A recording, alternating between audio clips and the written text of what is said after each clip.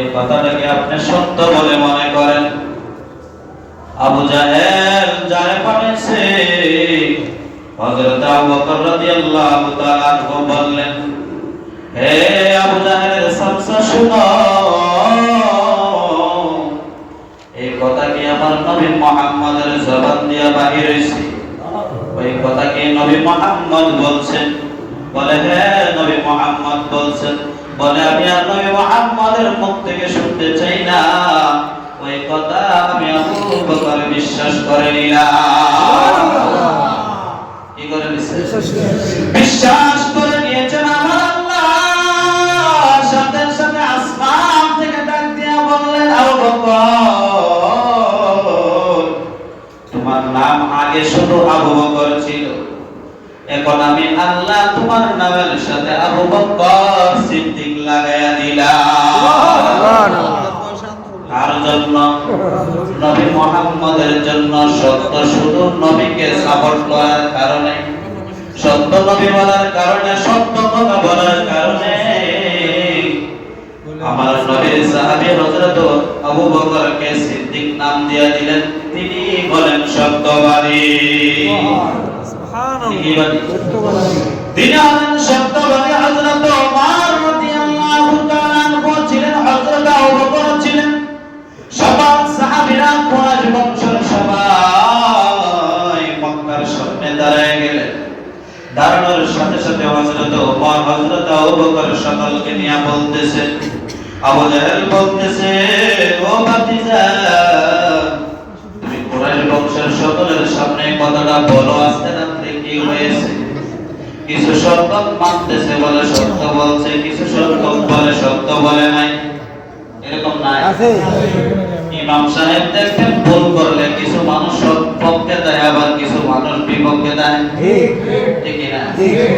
কিছু মানুষ বিপক্ষে দেওয়ার কারণ আছে। ইমাম সাহেব যখন আলোচনা করে কিছু যদি তাদের উপরে মেডিসিন হয়ে যায়, তারা দেখবেন কিছু কিছু আবার বেতাল হয়ে যায়। কারণ হলো তারা সঠিক পথে নাই, বেঠিক পথে দায়িকা আলোচনা যদি শুইনা শুধরাইয়া যাইত, ওই মানুষগুলা কখনো বিপক্ষে যাইত না। ঠিক নেই? আবু জাহেল বলে, আমি আমার যারা ছিল সবাইকে ডাক দিয়া, কুরাইশ বংশের সবাইকে ডাক দিলাম। দেওয়ার পরে কিছু মানুষ আমার নবী মুহাম্মদের পক্ষে, আবার কিছু মানুষ আবু জাহেলের পক্ষে। আমার নবী বললেন, পক্ষে আর বিপক্ষে নাই, আমি সত্য যা সব আমি বলতেছি। আমার নবী বললেন, বলার পর আবু জাহেল একটা প্রশ্ন করছে, ও মুহাম্মদ, আর কোন কিছু দিয়ে আটকাতে পারে না মুহাম্মদ, বলো তো বাইতুল মুকাদ্দাসে কয়টা পিলার আছে? নবীজিকে বুখারী শরীফের 388 নম্বর হাদিসের মধ্যে আছে। আবু জাহেল যখন বললেন, নবী আমার চিন্তায় টেনশনে পড়ে গেলেন, বলিয়া আমার নবী হিজর নামক একটি জায়গা আছে কাবা শরীফের কাছে, যারা গেছেন বলতে পারবেন কি নামক জায়গা?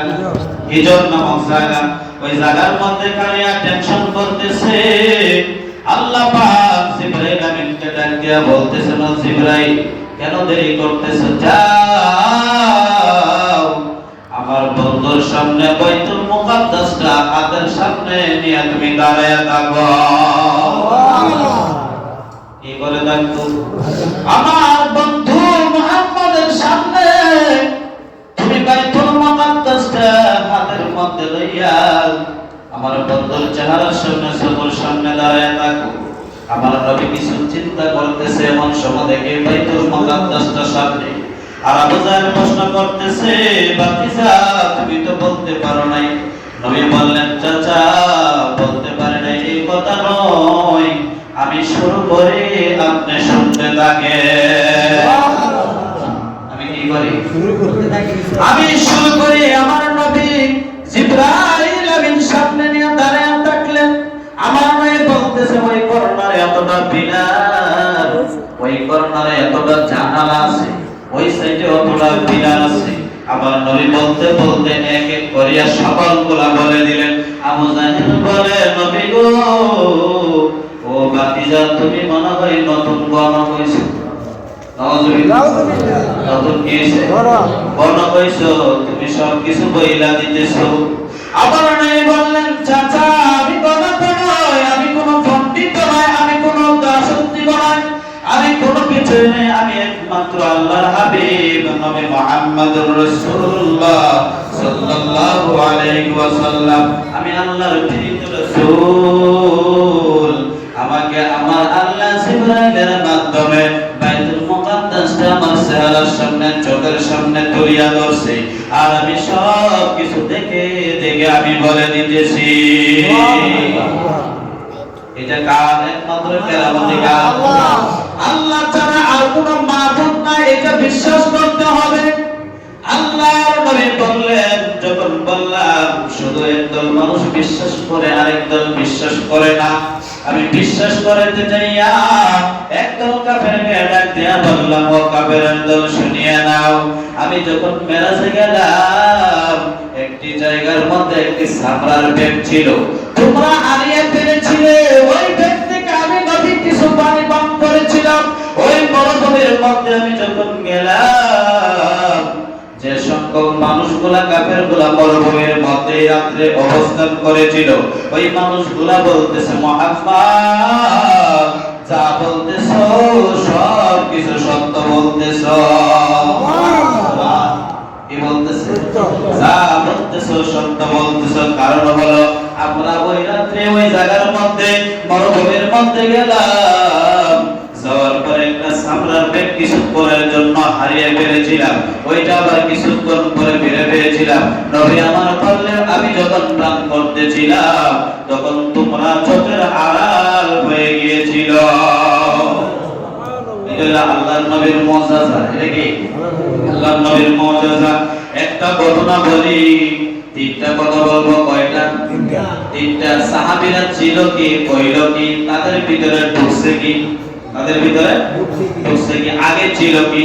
ওই জামানার নারী লোভী ছিল, ওই জামানার মধ্যে জোয়া ছিল, মাদক ছিল, সকল ধরনের জিনা ব্যভিচার অন্যায় অত্যাচার ছিল।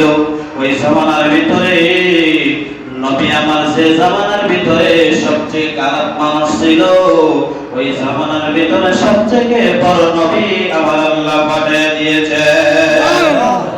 সবচেয়ে বড় কি? যে জায়গার ভিতরে সবচেয়ে বড় রোগী আছে, ওই জায়গার মধ্যে ছোট ডাক্তার গেলে বলি না, ডাক্তার কি লাগবে? ডাক্তার বড় লাগবে। রোগী যত বড়, ডাক্তারের থেকে বড় কত হবে না, বলে রোগ ধরার মতো কোনো ক্যাপাসিটি থাকে না।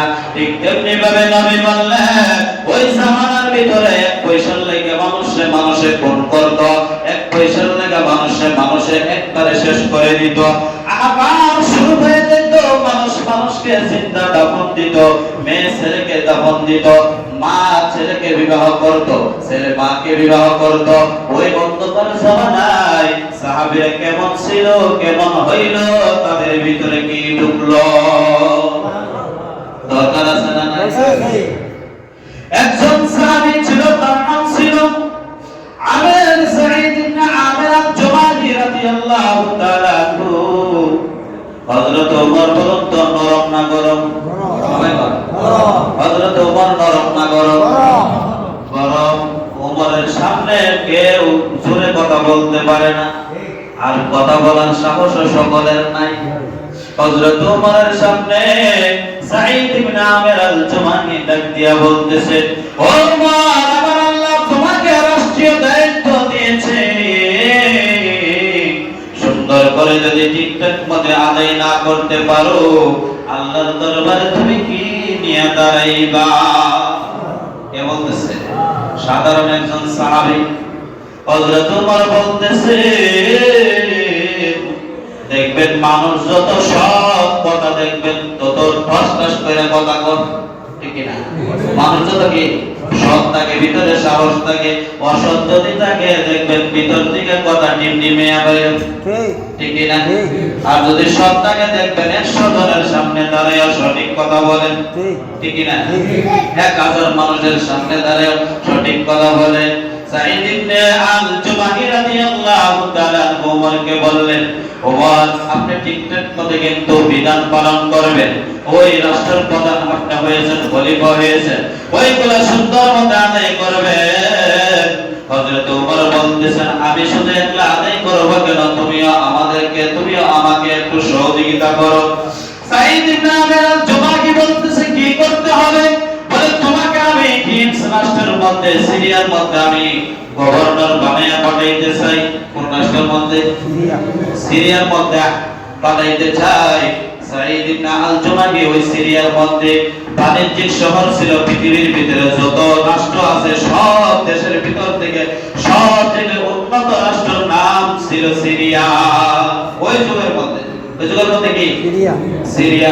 বলুন তো যে জায়গা ধনী, গভর্নর ধনী হওয়ার কথা না গরিব হওয়ার কথা? মানে সবাই কথা ধনী হওয়ার কথা না গরিব হওয়ার কথা? ধনী হওয়ার কথা। কারণ হলো ধনী হইলে আমাদের দেশের মানুষ যদি একটু মেম্বার হইতে পারে তাহলে দেখা যায় সব কিছু লুটপাট কইরা শেষ কইরা দেয়। আর ওই জায়গার গভর্নর সাঈদ ইবনে আমির আল-জুমাহি রাদিয়াল্লাহু তাআলা আনহু বলেন, আমাকে যখন গভর্নর বানায়া পাঠাইলো, কিছুদিন পরে কিছু লোক ওমরের কাছে আসলো সিরিয়া থেকে, হিমস নামক রাষ্ট্র থেকে, ওই শহর থেকে আসছে কিছু লোক ওমরের কাছে, কিছু গবেষণা করলো, কথাবার্তা বললো। বলার পরে হযরত ওমর তাদেরকে বলল, তোমাদের সিরিয়া হিমস যে একটা শহর আছে, ওই শহরের আশেপাশে যত অসহায় গরিব মানুষ আছে একটা লিস্টি আমারে দাও। কি দাও? একটা লিস্টি আমারে দাও। বাইতুল মাল থেকে, বাইতুল দোসর থেকে আমি কিছু বরাদ্দ দিতে চাই। হযরত ওমরের কথা শুনে তারা একটা লম্বা একটা লিস্ট দিয়েছে। দেখবেন মানুষ, দেখবেন অনেক সময় যদি কিছু পায়, দেখবেন বড় করে একটা লিস্ট দেওয়া হয়েছে, 14 গোষ্ঠীর নাম দিলা। বিশ্বাস করেন? একজনের নাম যদি বলে একটা লিস্ট দিও, আগে তার 14 গোষ্ঠীর নাম দেয়, পরে বাহিরে যান। বিশ্বাস করেন না? আগে তারটা আগে ঢোকা, তারপরে বাহিরে দিব। ওই লোকগুলা লিস্টের মধ্যে এক এক করে 2, 3, 4 করে হাজারের মতো আপনার লিস্টের ভিতরে ঢুকাইছে। ঢুকানোর পরে হযরত ওমরের হাতের মধ্যে লিস্টটা ধরায় দিয়েছেন। হযরত ওমর দেখে লিস্টের প্রথম নাম হলো সিরিয়ার হিমসের গভর্নরের নাম। কার নাম?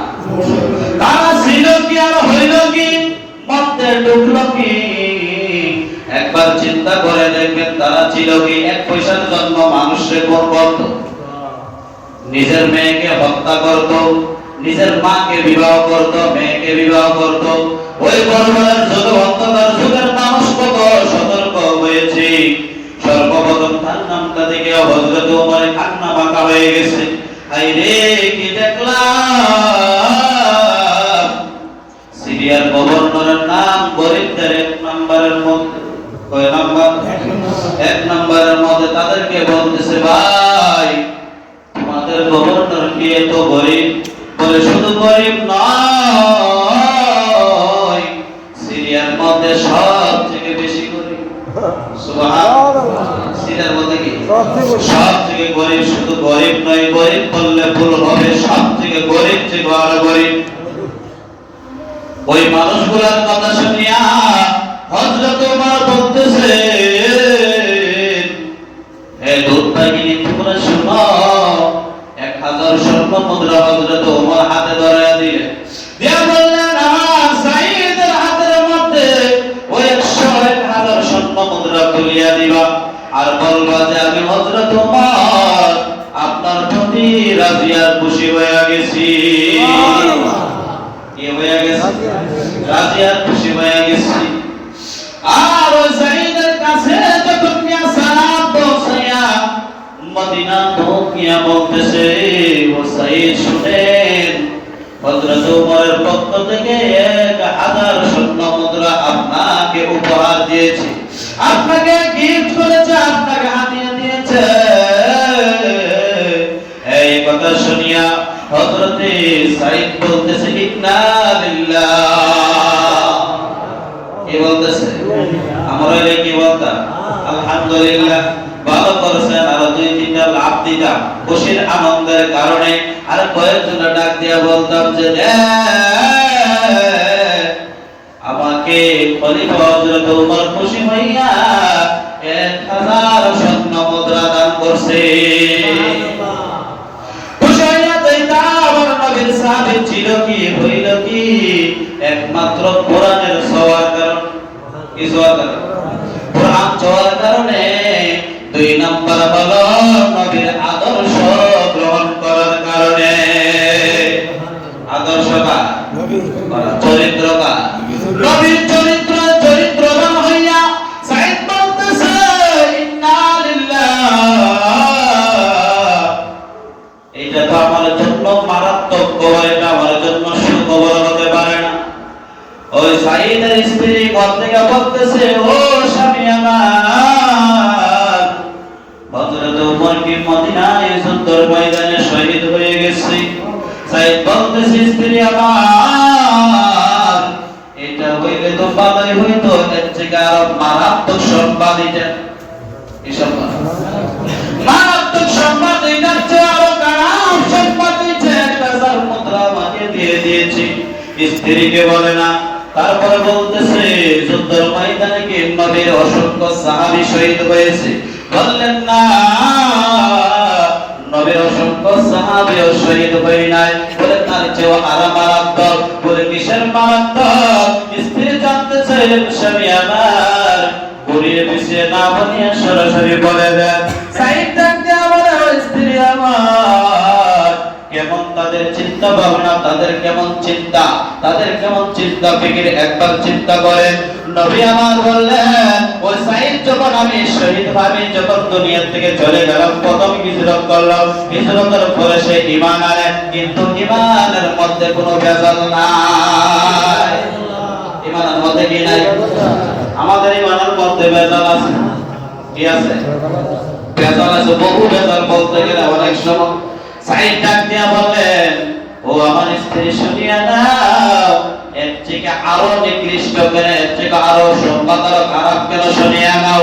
কারণ হলো আমার ঘরের ভিতরে দুনিয়া ঢুকাইয়া আমার আখিরাত বরবাদ করতে চায়। কি ঢুকাইয়া?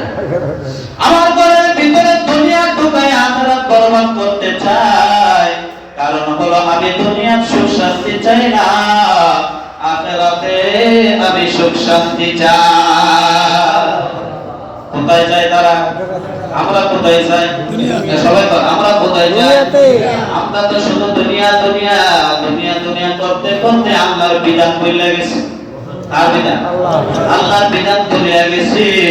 আল্লাহর বিধান মানলে বোঝা গেল আখিরাতের ফিকিরও আমাদের আছে। আখিরাতের কি ফিকিরও আমাদের আছে। সাইদ ডাক দিয়া বললেন, দুনিয়া আমার ঘরের ভিতরে ঢুকাইয়া আখিরাত আমার বরবাদ করতে চায়। ওই সাইদ ওই দুধ ওয়ালা ডাক দিয়া বলে, ও মদিনা তুমি যাও, 1000 স্বর্ণ মুদ্রা হিমসের যত গরিব দুঃখী অসহায় আছে সকলের কাছে বিলীন করে দাও।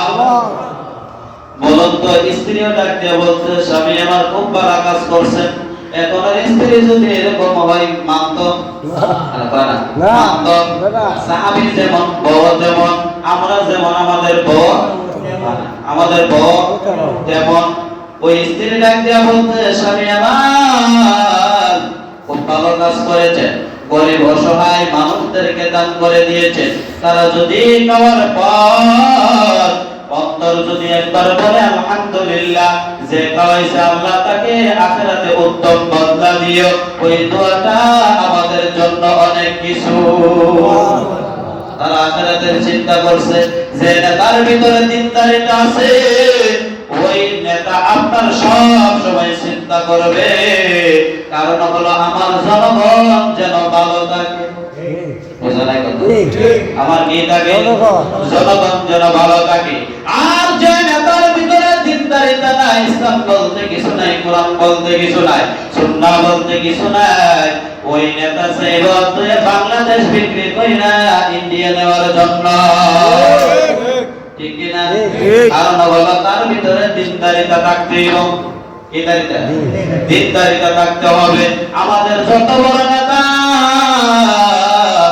অন্য অন্য দেশে তত বড় বাড়ি, বিশেষ করে তত বড় কি পারি। কারণ হলো তাদের মধ্যে দিনদারিতা ছিল না, নেতা হওয়ার যোগ্যতাও ছিল না। তাদেরকে নেতা বানায়া দিছে অন্য দেশে পাচার করার জন্য। কোন দেশে? অন্য দেশে পাচার করার জন্য। ওই সাইড ডাকিয়া বলতেছে, হে তুমি থাকতে থাকতে সব কিছু বিলীন করে দেওয়া হবে। ওই দুটো ডাক দিয়া বললে,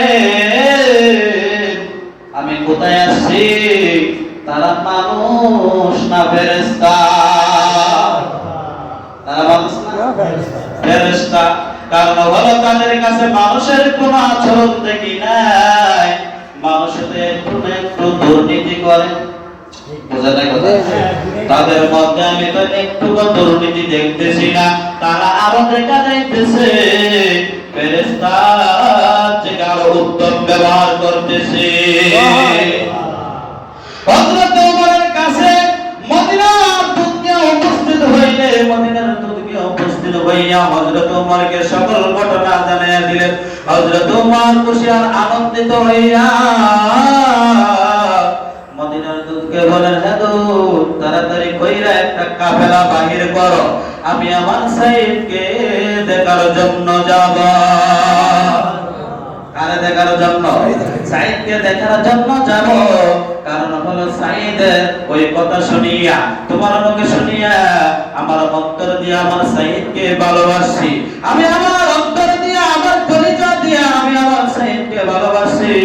কারণ হলো সাইদরে আমাকে এক নজর দেখার জন্য আমি হাজার কি হাজার মাইল মারতেও আমি প্রস্তুত। ঠিক কি না? দুনিয়ার ভালোবাসার মধ্যে ভেজাল আছে, কিন্তু সাহাবীদের ভালোবাসার মধ্যে কোনো ভেজাল ছিল না। ঠিক কি না? এখন ভালোবাসার মধ্যে ভেজাল। আল্লাহ পাক রব্বুল আলামিনের ভালোবাসার মধ্যে কোনো ভেজাল নাই।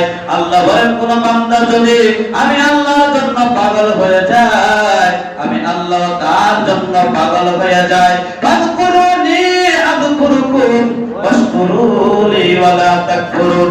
কোন বান্দা যদি আমাকে স্মরণ করে, আমি আমার বান্দাকেও আমি স্মরণ করি। আল্লাহ বলেন, কোন বান্দা যদি আমার হয়ে যায়, আমি আমার বান্দার হয়ে যায়। দেখবেন অনেক মানুষ আছে সকিনার জন্য পাগল, কিন্তু সকিনারে না পায়া জরিনারে পা আছে না? কারণ হলো দুনিয়ার ভালোবাসার মগ্ন হয়ে গেছে। আল্লাহ বলেন, আমাকে যারা ভালোবাসে আমি আল্লাহকে একবার না একবার পাবে। আরে ভাইলো, আল্লাহ ভাইলো কি না পাবে? কারণ হলো আল্লাহকে ভালোবাসার মতো ভালোবাসতে হবে, আল্লাহর পথে চলতে হবে, আল্লাহর রাস্তায় চলতে হবে। আল্লাহ যেন আমাদের সবাইকে এই আলোচনা